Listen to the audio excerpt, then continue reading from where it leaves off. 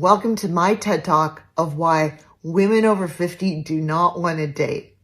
I was out last night and it was like the first night in a while I actually made an effort. And by making an effort, that meant that I wore heels and I put on a bra. And I meet this guy on the dance floor and we're dancing, we're having a good time. And he's clearly younger than me, but I don't care because we're dancing. Now, this guy has a strong sense of his own charm, and I am like, just going, okay, I am just like inches away of going all gone girl, where'd you go, Bernadette? And all of a sudden he says to me, I'm not like all the other guys. And I'm thinking, well, if you have to tell me you're not like all the other guys and you're just probably the leader of all the other guys. He says, like, do you want to hook up? And I'm going, you know what? You're too young. Thank you, though. He goes, well, how old do you think I am? I go, like, you're in your 20s. And he goes, well, yeah, duh, I'm in my 20s, but like, how old do you think I am? I said, okay, 26. He was 24. And I remember thinking, yeah, I remember when I thought that, you were adult in your 20s too. I mean, it's clear, like, maturity has not exactly been his burden. So he says, like, don't you want to be with like a 24-year-old? And I said, I am with the 24-year-old. I call her my daughter. I'm just going to say it. Sharks aren't eating enough people. Dating over 50, this is something that's happened to me a few times in the last few times I've gone on some dates. And I want y'all to leave me a comment down below. Guys, leave me a comment down below if you do this. And girls, leave me a comment down below and let me know if you like it when guys do this. And here is what I'm talking about. When you're on a date and you and the guy you're talking, and then you guys pull out the menu and you decide what you want, and he'll ask you like, so hey, what do you want? Like, what are you gonna get? And I'll tell him. And then when the waitress comes, he orders for me. I love that. I absolutely love it. I just sit back and I let him order, because I think a guy that orders for a woman is definitely in his masculine energy. And it just makes me feel like heard and seen, because he was obviously listening when I told him what I wanted, on the date or whatever. So ladies, let me know, do you like it when a guy orders for you, or do you not like it? And guys, do you do that? Do you order for the ladies when you take her out on a date? I would love to hear from y'all. And this is my outfit of the night. This is a fabulous chocolate brown trench coat. I love the fact that it's belted, so it really does a great job of accentuating your waist. It has these really cool exaggerated shoulder pads. I paired it with my favorite leather jeans, some patent leather chocolate brown heels, and a matching chocolate brown bag. And if you can't tell, chocolate brown is definitely the color of the season. Hope y'all have a fabulous night. Bye-bye. Before we dive in, drop a comment. Are modern men more delusional, or is it the ladies? Hit like and subscribe so you don't miss what we expose next. All right, let's talk first dates, or as some women in their 50s apparently call them, a stage for entitlement. Now, check this out. She actually said she loves it when a man orders her food on a first date because it means he's listening. Pause. Stop right there. Think about what that really means. In 2025, some women genuinely believe that the guy paying attention, taking initiative, and basically doing the job of reading her mind is the baseline expectation for a first meetup. Now, here's the reality check. The first date is not a gift ceremony. It's not a competition to see how much a man can prove his value through money or service.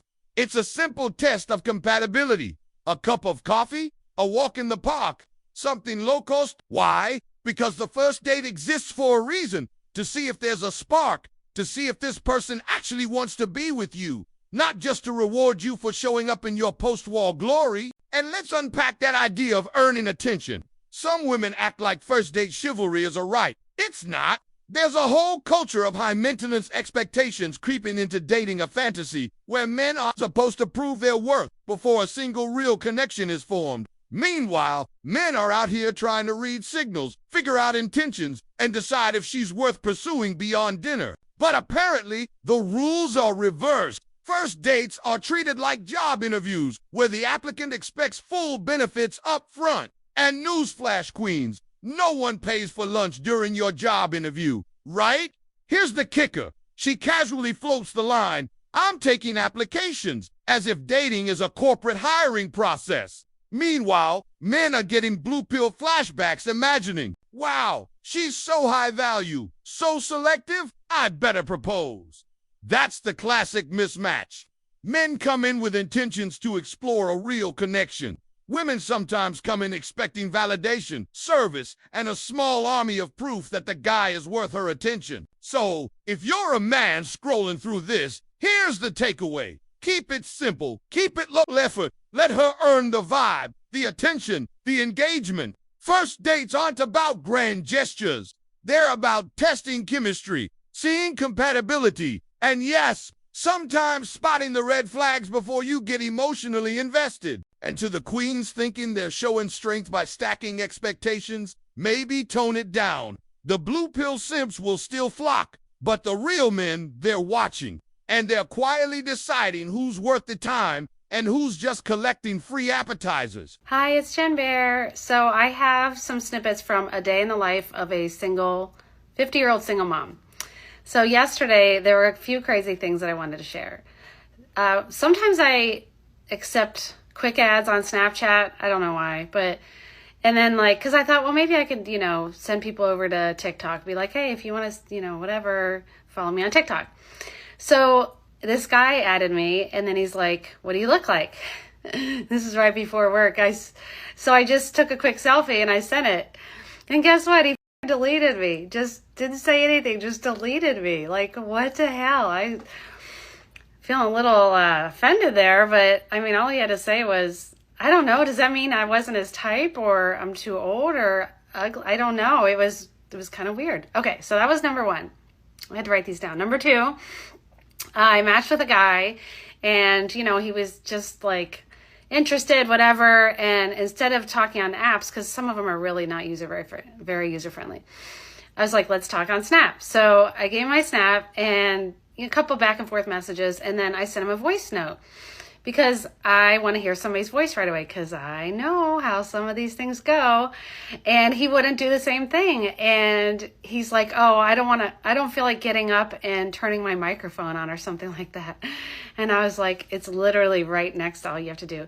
So he wouldn't do it. And he wanted me to text him. And I was like, no, I'm not doing that. And I said, I don't give out my number like that. And he said, well, I guess you'll have to take a risk. And I just was like, no, fuck you. I didn't say anything. And then I took a screenshot of it so I could laugh about it later. And today, and he messaged me. He's like, why did you take a screenshot? I was like, well, my best friend wanted to see our conversation. She thinks it's a big red flag. You wouldn't do a voice note, or whatever. And he deleted me instantly. So yes, he was catfishing me. All right, fam. Let's get real about dating as a single mom over 50.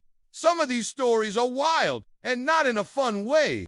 I've got to unpack this because what we're seeing here, it's a perfect snapshot of entitlement, poor decision-making, and social media circus culture colliding. Ladies, pause for a second. Is this really why you leave your long-term relationships 7, 10, 15 years gone? Poof. Because you can't handle a little patience, a little reality, and instead, you chase validation on Snapchat or TikTok. You're literally trading stability, your child's relationship with their father, and years of history for what? A few likes, a little attention, and the fantasy of a better deal. And let's talk about the reality check here. She says one guy deleted her after seeing her picture, and she felt hurt. That's a shocker. Imagine that. Someone assessing the situation and realizing, okay, this woman comes with a lot of baggage. I'll pass. That's not cruelty. That's clarity. And honestly, it's a gift because it shows exactly how the dating market reads: high maintenance, attention-conditioned behavior. Then there's the other classic move, screenshotting a conversation with a potential suitor just to show your best friend. Funny, right? Wrong? That's not funny. That's pathetic. It's a literal billboard saying, my dating life is a joke, but I'm gonna broadcast it anyway. And we wonder why long-term relationships crumble, why men check out emotionally, and why single moms over 50 struggle to find quality connections. Here's the larger picture. Chasing attention online, using social media as a dating playground, turning potential suitors into content fodder, that's a recipe for chaos. And the ex-husbands, oh, they're watching, probably laughing,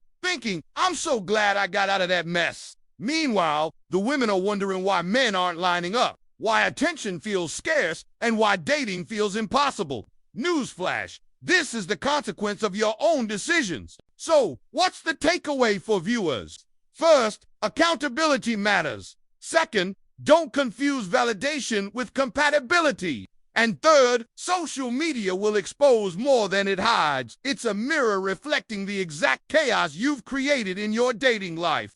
If you're over 50, a single mom, and still posting for attention, maybe it's time to step back, reassess, and stop letting the circus run your love life. And then number 3, probably the best, was a guy I matched with on a site. He wanted to do a phone call right away, and it was like late. It was like midnight last night. I'm like, oh, what the hell? Okay. Because I do like to confirm that somebody's real.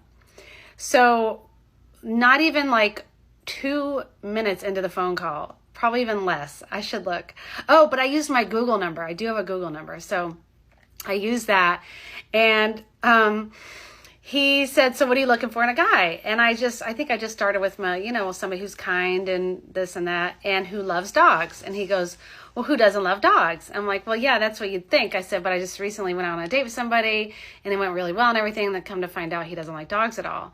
And he's like, well, that's in the past. We don't need to dwell in the past. And like, shut that down real quick. And I was like, what was that about? Can we talk about that for a second? And he said, he just went on about, I can see where this is going already. And, he mentioned in the first 3 minutes how wealthy he is. And he's like, that's how I have gotten so wealthy, is because I don't dwell in the past. I move forward and I have all these businesses. And so I was like, okay. And then but then he's like, I can see where this is going already. So I'm going to end this phone call and wish you the best of luck. So he hung up on me and then deleted me from the app. And I was like, thank God. That was like, couldn't have gone any better, because clearly he has issues. But so that's exhausting. That's why I don't go on the apps at all. I haven't been on lately, and I didn't go live last night. So I was like, I'll see what's going on. I'll look at some of my messages and stuff.